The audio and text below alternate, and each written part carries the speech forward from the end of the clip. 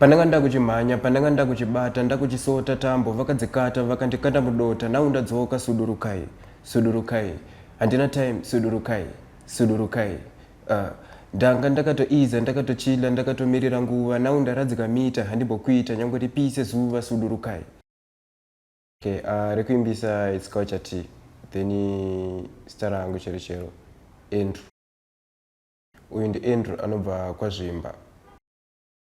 Ndaka receive message pa app. Ndibva ndatotanga follow kuti Culture Studios inomboita nezve. Ndipo ndakatoona kuti pari kunzi pane promotion yema artist ari Bulawayo kuti vauye vachirekoda for free. Kubva nangoto rekedza ngodi nimbochanza nimboona kuti tinogona unonga nyama. Song yangu nini, it was like dream action. Kuti pane vamwe vanhu kuti in life vanenge vachingojaja munhu physically, avazivi zvinenge zvichiitika munhu internal. Sa pandakanyora song iyayi ndine vanhu vakawanda vanga vanditi iwo wakada kutanga kuita zvemusic hakuna kwaunosvika. Nekuda kuti 1 hauna voice, 2 zvinhu zvako hazvinakidze, 3 hauna mari yekuti ukwanise kuenda kumberi. Saka ndipo pandakabva ndanyora malyrics andakanyora. That's all.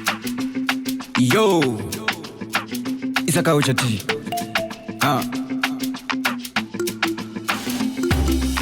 Ndiri mu-action vamwe voti ndiri fox, ndichiruka mangoma kuita unge maspox, ndovatsikirira tasa kunge masocks, ndichivhura hombe kunge levels nanox, ndava kuda chiri chikolabo nasilent killer, toita basa pasi sheti pachitrack killer, hatizotadzinonga nyama pachiwolf killer, alongside unruly rhythm puller, titambire malyrics awena hooligan, akabatirwa chorus na Mr. Python, ndichiridreka ngoma kunge Wayne Rooney, matamba nadzo bwezi chirova mapopcorn, zvekare mando nanga chegas kuna musharukwa, mbiles kubata tonas zvinenge zvadhakwa, unonzwa sewakakwa ridhimu rakikwa, kunge bauti nenati ngoma tobatanidza, tichirudundura service pachimakanika, havasati vandiziva zita ndisamanyanga, timan wedzera volume tochitangidza, kunge bauti nenati ngoma tobatanidza, tichirudundura service pachimakanika, havasati vandiziva zita ndisamanyanga, timan wedzera volume totangidza, regai ndirove nguma vane ino nguva, ndiri mutumwa wemangoma naEuda Suva, ndinenge mhondoro mudzimu wabva kumakuva, hazvisi zvekufungidzira ngoma ndinorova, ndoita kunge ndamukirwa ndakabata mic,